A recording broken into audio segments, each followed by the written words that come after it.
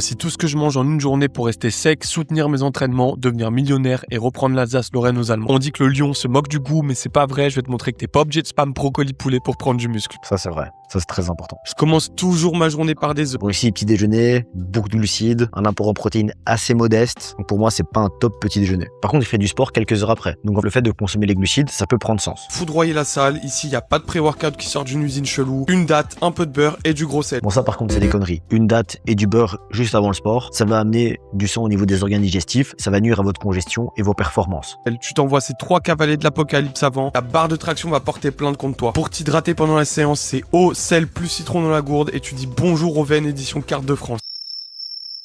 Eau, sel, citron, ça augmente pas du tout la congestion. Ça n'a pas de capacité à augmenter le taux d'oxyde nitrique, ça n'augmente pas la congestion. Ce midi, c'était riz, pois chiches avec viande hachée, pommes de terre ou air fryer.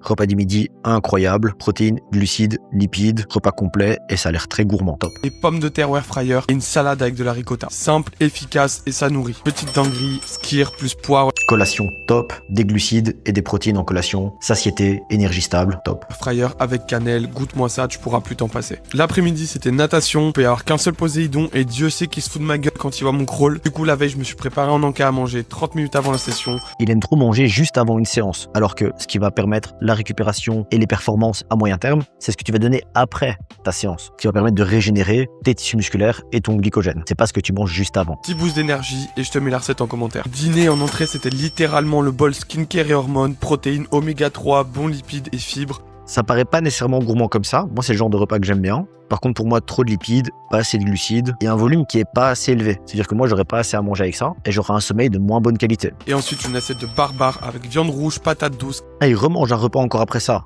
avec de nouveau plus de protéines. Non, pour moi, c'est pas du tout ok. Ça va bloquer la synthèse de la sérotonine. 100%, il pourra pas avoir un sommeil de bonne qualité après avoir mangé ça. C'est impossible. 12 carottes, thon et betteraves. 300 g de skyr, des fraises et du cacao noir.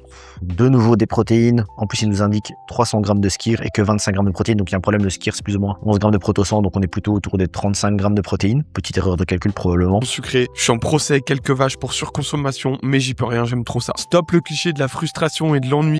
La répartition des macros est pas mal. Moi, je diminuerai un tout petit peu les protéines, j'augmenterai un peu les glucides pour optimiser les performances. Mais surtout, plus de protéines au matin et beaucoup plus de glucides le soir. Mais surtout, arrêtez de manger juste avant l'effort. Votre digestion, elle prend pas 20 minutes à être finie. De nouveau, plus de protéines au matin et plus de glucides le soir. S'il modifie ça, il est au top. Je lui donne la note de 5,5 sur 10.